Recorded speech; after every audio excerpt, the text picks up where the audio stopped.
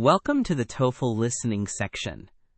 In this section, you will listen to an academic lecture and then answer questions about what you heard. You may take notes while you listen. You will have time to review your notes before answering the questions. Listen to part of a lecture in a university class. You will hear the lecture only once, so listen carefully. After the lecture, you will answer some questions about what you heard. Some questions ask about the main ideas and supporting details. Other questions ask you to make inferences or connections between ideas. Answer each question based on what is stated or implied in the lecture. Good morning. Today we will examine Enlightenment thinkers with a special focus on the epistemological debate between 18th century rationalism and empiricism, and on how that debate shaped modern philosophy. When I say Enlightenment thinkers, I mean philosophers who worked in the intellectual climate of the 18th century and who debated the sources and limits of human knowledge. This is not a survey of literature or politics. It is an investigation into arguments about how we know and what justifies belief. We will begin with empiricism, as it appeared in British philosophy. John Locke is central. Locke argued that the mind at birth is a blank slate, or tabula rasa, and that all ideas come from experience. He distinguished simple impressions that come through the senses from ideas that are built by reflection on those impressions. George Berkeley took empiricism in a different direction. Berkeley questioned the independent existence of material objects and summed up his position as esse est percipi, that to be is to be perceived. That claim was meant to secure knowledge by tying existence to perception. David Hume pushed empiricism to a radical skepticism. Hume argued that causal connections are not perceived directly. Instead, we infer cause from repeated conjunction, and that inference rests on custom or habit rather than logical necessity.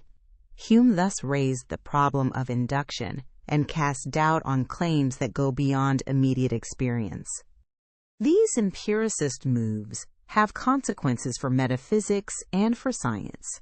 If knowledge derives from experience alone, there is a persistent challenge in justifying scientific laws that claim necessary connections across time. Hume forced his contemporaries to confront that challenge. On the other hand, there was a strain of rationalism in the 18th century that emphasized reason and a priori principles as sources of knowledge.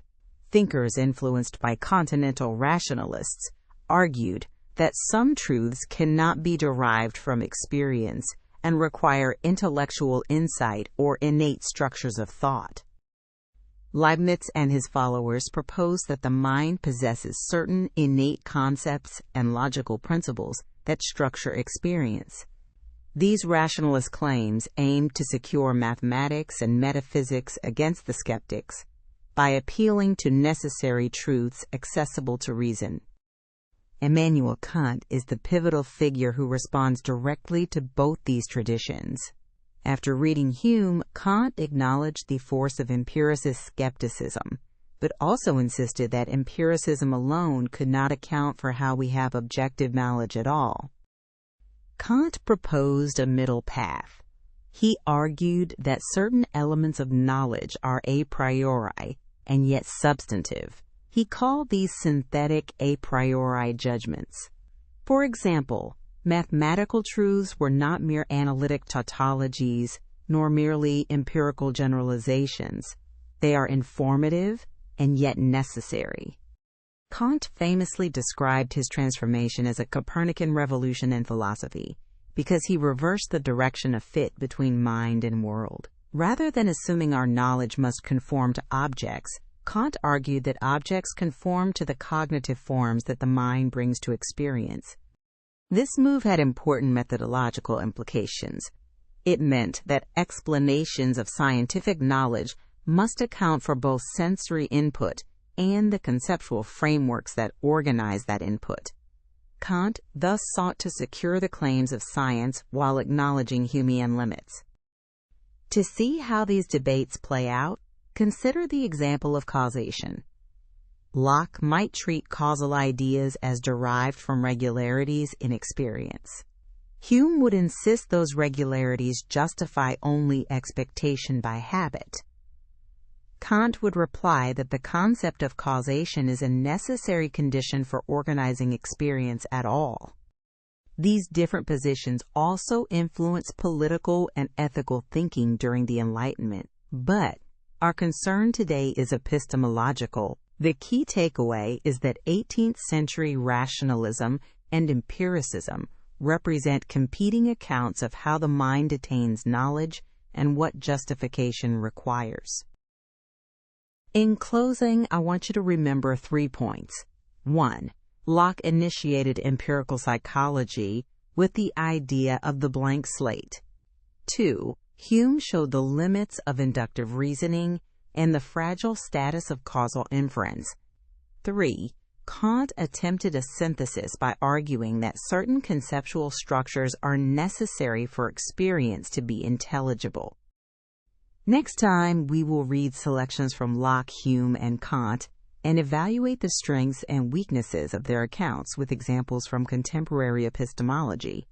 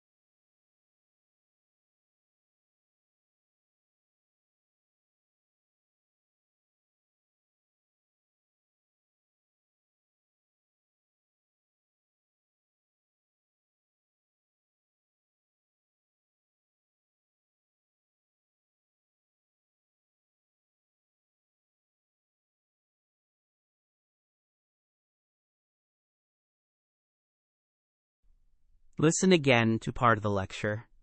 Then, answer the question. Kant famously described his transformation as a Copernican revolution in philosophy because he reversed the direction of fit between mind and world.